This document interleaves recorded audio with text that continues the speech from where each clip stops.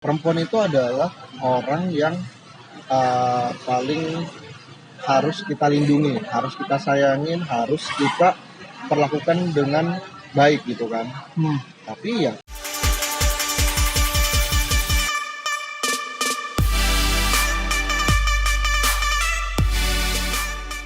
dari kemarin-kemarin itu sebenarnya aku sama Surya pengen buat video. Berawalnya rencana sempat mau dikontrakan lah, mau di rumah Surya langsung, karena kan memang itu biasa nongkrong tempat Surya. Gini tapi Sur, belum boleh boleh sambil santai. Kebetulan kita lagi di kafe yang kebetulan langsung di jalan raya. ya. Jadi bakalan agak bising. Nah gini Sur, yang langsung ingin aku tanyakan tuh, gak usah basa-basi ya. Kenalan dulu deh mungkin ya. Oke ya, saya Tata, bisa dipanggil Surya. Gak harus saya sih boy. Oh iya. Nanti terlalu di Mas Surya. Oke. Ya, oke boy, gitu boy. Jadi nama Facebook saya Tata Surya, makanya nama Tata Surya. Ya oke. Surya Widya, jadi gini Sur, yang aku mau tanyakan itu tentang terkait dengan kita berdua yang dekat-dekat aja. Oke. Surya ini kan anak pertama dan punya 2 adik cewek yang kembar. Oke? Aku punya 3 adik cewek. 3 adik cowok, cewek di tengah-tengah, baru cowok lagi. Yang aku pertanyakan, bagaimana cara Surya menjaga adik perempuannya yang mana mungkin aja ada ketakutan di diri Surya sendiri sebagai seorang laki-laki yang mungkin pernah punya pengalaman nggak diniatkan dan dia nggak disengajakan menyakiti hati perempuan. Maksudnya kira-kira ada nggak sih hal-hal yang kamu lakukan biar minimal adekmu nggak dapat pasangan yang manfaatin atau nyakitin adekmu? Gimana cara kamu nge-backup mungkin ya? Menjaga adekmu gitu. Oke, ya saya memiliki 2 orang ya, 2 orang adik perempuan ya. Jadi gini man, aku itu menjaga mereka seperti apa yang bapakku ajarkan ke aku ya. Jadi bapakku itu mengatakan bahwa gitu, perempuan itu adalah orang yang paling harus kita lindungi, harus kita sayangin, harus kita perlakukan dengan baik gitu kan. Tapi ya perempuan ini juga membawa masalah juga sebenarnya gitu. Tapi mereka ini adalah mutiara gitu ya. Laki-laki ini memang mungkin kodratnya, apa yang bapakku bilang ya ke aku ya. Kodratnya adalah bagi kita untuk menjaga dan melindungi mereka gitu kan. Di luar ini kita ngomong mungkin kalau orang yang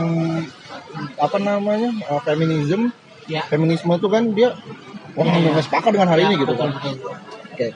Tapi emang seperti itu gitu. Dan aku dulu sering waktu kecil ya, bapakku tuh suka marah ke aku kalau misalnya aku agak kasar ke adikku segala macam. Tapi emang akhirnya kesini-sininya aku ngerasa apa yang bapakku lakukan itu emang untuk memprotek kedua adikku ini. Nah, menjaga dia dari pengaruh orang luar yang nggak bisa kita memberikan seperti menjaga protektif segala macam.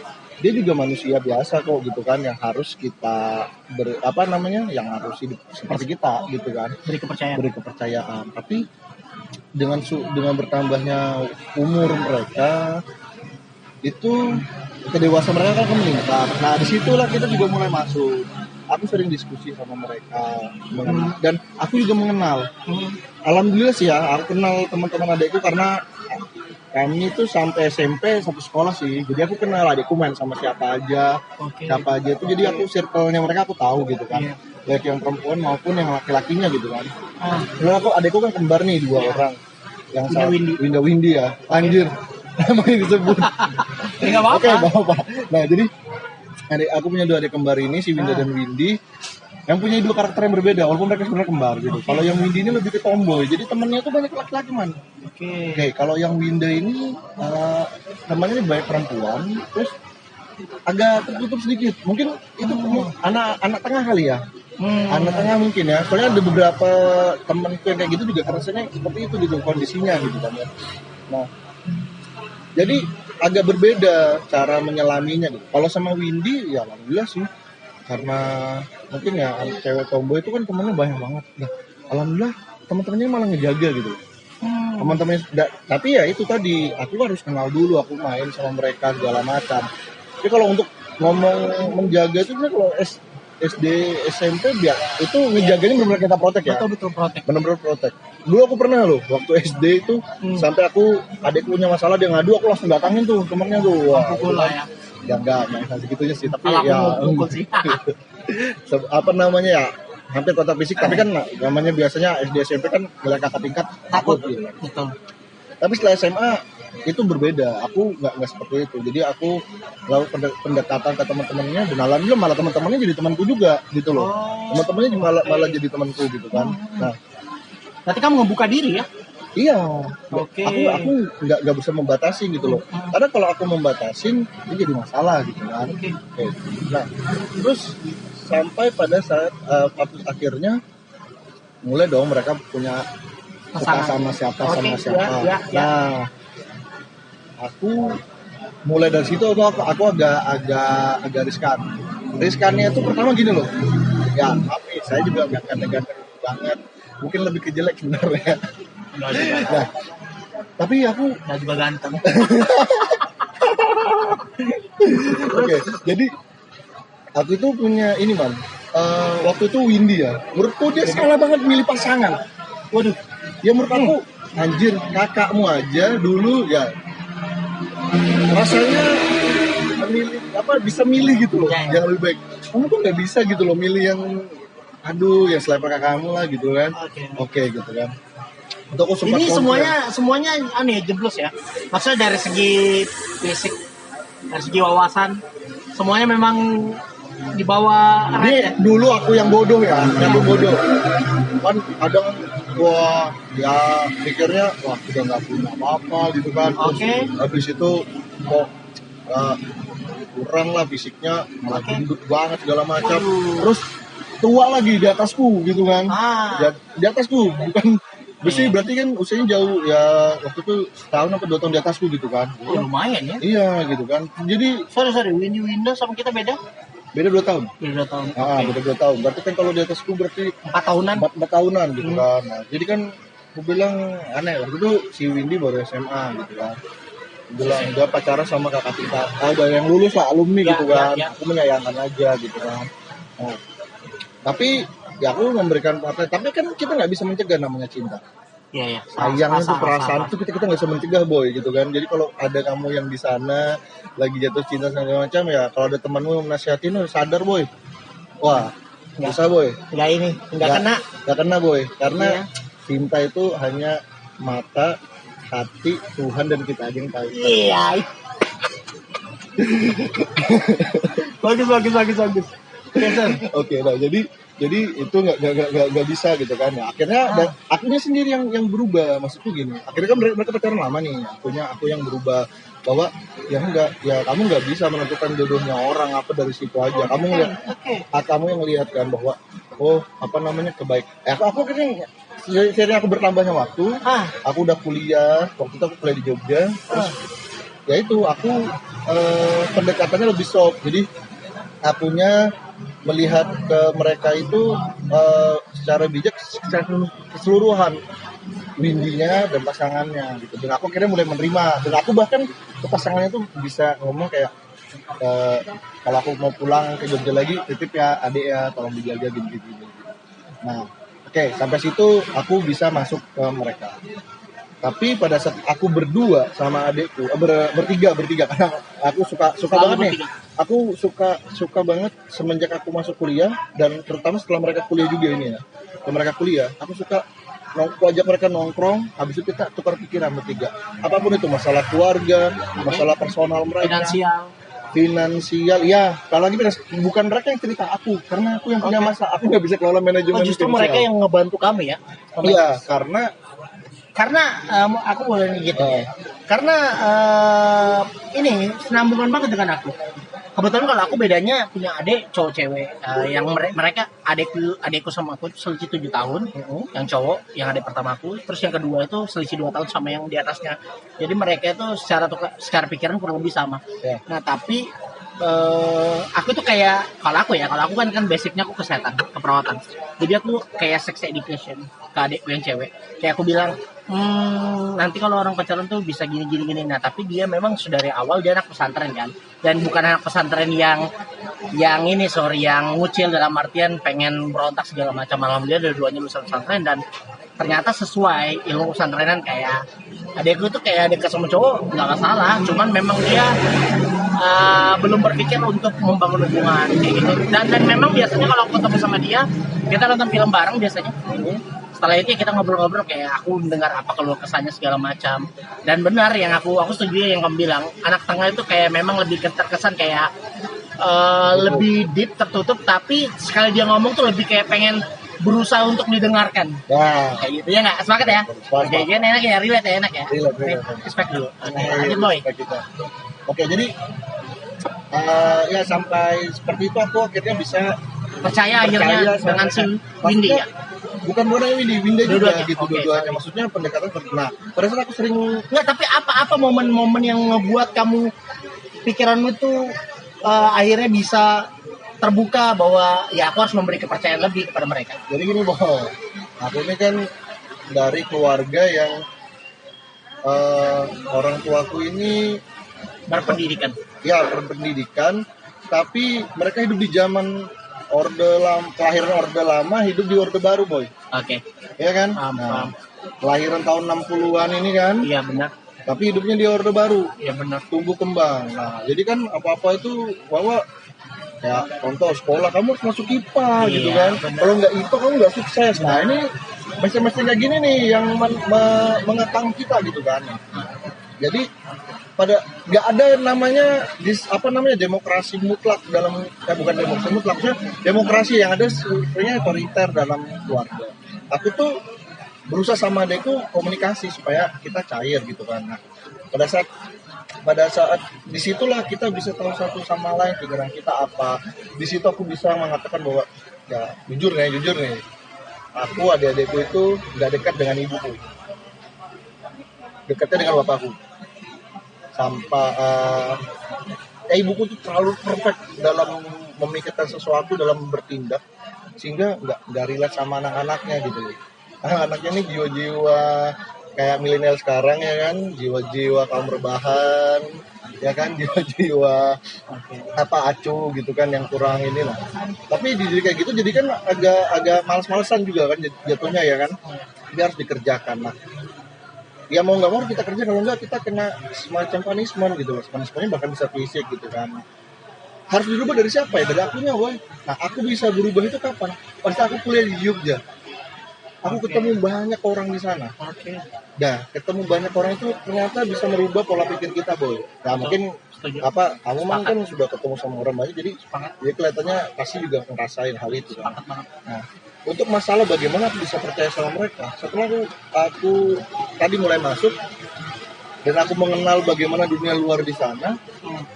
Adikku ini sebenarnya pada saat aku kuliah, yang aku takutkan bukan pada saat mereka SMA, bapak ibuku bisa kontrol pada saat mereka SMA. Walaupun sebenarnya pada saat mereka pulang siang itu jam 2 siang kan, SMA jam 2 pulang sudah kan. Orang tua aku tuh baru ada di rumah itu sekitar jam 6, jam setengah 6 sampai jam 6. Iya, sore. Benar. Nah, itu kan karena kamu dulu Iya, sering main karena rumah, kita sering Boy. main ke rumah, Iya iya. kan? Sore baru datang. Sore baru datang. Nah, itu ada jam kosong kan. Betul. Tapi karena aku sudah komunikasi nih dengan temannya si Windy, karena mereka adikku ini nggak satu sekolah, kalau satu sekolah, Boy. Selalu satu sekolah mereka. Oh iya, benar. Aku tahu soal itu. Nah, jadi Aku kira kan bilang dia nggak satu sekolah. enggak. Jadi karena mereka satu sekolah, aku sudah melakukan pendekatan sama temennya Windy. Nah, jadi kan aku bisa nih, dan aku percaya sama mereka. Entah gimana, kan kalau kamu udah nyambung komunikasi, kamu bakal percaya kan. Iya. Dan alhamdulillah, ya aku nggak ngeliat ada perubahan Windy dengan teman-temannya, berarti kan oke kan. Iya, benar. Berarti oke kan, teman-temannya bisa menjaga segala macam. Oke. Jadi aman. Jadi masalah itu pada saat dari kuliah ini. Kenapa? Di situ kamu mulai bebas. Benar. Pikiranmu tambah dewasa. Benar. Keinginan tahuanmu akan tinggi. Daya eksplor makin Oh iya, Benar, semua benar. itu. Nah, itu waktu mereka pertama kali masuk kuliah 2014, aku sudah semester 6. dong. Iya, 5-6 lah. empat lima 2014 lah, 2012 kan kita baru masuk kuliah ya, 445 itu. Nah, dan Yakin 45. iya kan? Oh iya benar. 3456 dong. Iya. 123456. Oh, Dapat oke, Boy. tempatnya. Iya tuh, Lanjut. Oke, jadi nah di situ tuh aku ngomong pertama kali pada saat mereka masuk kuliah, aku ngomong gitu, kalian sudah kuliah nih gini-gini, pasti jamnya berubah nih, karena jam kuliah tuh nggak beda lah, bla bla bla bla. Oke. Nah terus aku bilang, kamu ini pasti akan, yang tadinya nggak punya pacar, akhirnya punya pacar, dan yang punya pacar pasti akan lebih bebas lagi segala macam, waktu kalian ketemu tuh nggak terbatasi gitu kan. Nah, kamu mau tahu aja, aku frontal ngomong gitu, otak cowok itu gimana sama aja bang. Aku bilang, otak kakakmu nih ya sama aja. Aku bilang nih, aku tahu semua apa yang ada di otak semua cowok tuh sama. Kelakuannya seapapun aku udah tahu di luar sana gitu. Bahkan mungkin ya udah ada yang sebagian aku juga mencoba gitu kan. Nah, jadi aku cuma tahu sama mereka, laki-laki itu kalau melakukan sesuatu nggak akan ada bekas, nggak akan ada ini itunya, nggak akan ada. Tapi perempuan pada saat nih contoh ya, kalian nge-seks di luar, terus nggak usah sampai hamil, tapi kalian akan berbekas gitu. Ada bekasnya. Bahkan ya begini, kalau juga besok kalian nikah ketemu sama cowok yang dulu pernah brengsek juga misalnya, dia akan tahu, oh kamu bekas gitu. Dan sampai kalian misalnya, kalau kalian menyerahkan sesuatu hal milik kalian yang berharga, itu kalian malah bisa disetir nantinya karena kalian ketakutan, punya ketakutan. Makanya aku bilang, cowok itu nggak ada bekas, kamu punya bekas. Jangan bikin malu keluarga, jangan bikin diri kalian menderita. Yang tahu itu cuma kalian bisa menjaga diri kalian sudah dewasa. Aku nggak bisa ngomong apa-apa lagi selain ini, aku bilang. Ya udah, sampai situ aja bro. Tapi ini selalu pulang. Setiap aku pulang balik ke Samarinda, sebelum aku pulang lagi ke Jogja, aku akan cerita hal ini lagi. Maksudnya supaya gini, ya aku nggak tahu apakah yang mereka lakukan di sana. Ibu bapakku sudah bekalin aku, adik-adikku dengan agama. Aku pun yang bisa nuntut aku menjaga kewarasanku pada saat aku di Jogja yang tanpa kontrol adalah agama, boy. Serius. Gino tahu, maksudnya ya kita punya teman namanya Rio sama Yayan yang istilahnya mereka pernah kuliah bareng aku di Jogja. Itu ya cuman itu, karena nggak ada lagi yang jaga kita, boy. Siapa? Kamu bisa menjadi dirimu sendiri di sana gitu. Kalau adekku kuliah di sini masih ada orang tua. Sebenarnya konsep itu sama aja sih dengan konsep yang aku di sini. Iya kan, sama ya. Kamu perantau nih, Roman kan perantau nih dari Badak dia ke Samarinda. Nggak ada yang jaga dia. Nah, yang jaga dia itu cuma kesadaran otaknya tentang Tuhan. Kalau kamu nggak punya Tuhan dan kamu nggak percaya dengan hal apapun, kamu bisa ngelakuin sesukamu aja. Yang bisa kamu pikir, yang penting saya senang, saya ini, tapi kamu nggak mikir dampak nanti kamu buat sampai ke depan atau buat orang lain di sekitarmu gitu. Nah, itu yang aku ngomong ke mereka. Oke. Berarti kalau aku simpulkan memang kuncinya adalah kita harus bangun kepercayaan pertama ya. Karena sekuat apapun kita menjaga, kalau memang pada dasarnya si yang dijaga ini nggak bisa menjaga dirinya, ya pasti ada celah terus yang dicari untuk melakukan lah istilahnya ya. Ya, pada saat kamu menyuruh orang untuk percaya sama kamu, ya kamu juga harus percaya sama dia kan. Nah, jadi supaya dia percaya dengan omongan kita harus percaya dulu dengan apa yang saat itu mereka lakukan. Tadi misalnya nih, yang tadinya aku nggak setuju dengan adikku segala macam, aku mulai melunak kan. Terbuka berarti kan? Iya, aku mulai terbuka gitu kan. Nah, dari situ kan dia bisa menerima apa yang aku omongin. Iya. Ya mungkin dari situ mereka menjaga batas-batas yang mereka lakukan gitu kan, segala macam. Ya mudah-mudahan sih, karena aku nggak tahu kan hal kayak gitu. Cuman hanya mereka aja yang tahu bagaimana apa yang mereka lakukan itu benar atau salah. Karena ya seperti itu sih, boy. Karena udah kayaknya lumayan ya. Iya. Banyak yang bisa kita bahas sebenarnya. Mungkin abis ini kita tag lagi mungkin sekali. Oke. Pembahasan yang lain. Tapi aku ingin kamu kasih satu kesimpulan tentang poin yang bisa dibagikan kepada orang-orang seorang kakak yang memiliki ketakutan sama adik ceweknya. Ya, poinnya adalah kamu nggak bisa ngejaga mereka 24 jam walaupun kamu pun dekat sama mereka, karena namanya manusia itu punya akal pikir yang dimana akal pikir itu akan selalu memberontak, tapi dengan komunikasi yang baik dan membangun kepercayaan di antara kalian. Kepercayaan itu dimulai dari komunikasi yang baik akan memberikan kepercayaan di antara kalian, dan itu akan kepercayaan itu yang akan membuat mindset kalian dan ikatan kalian semakin kuat. Berarti itu aja sih. Thank you Surya. Oke. Sampai jumpa. Kita buat temen dulu, Sob. Buat temen. Agak kesini muka, Sob. Buat temen.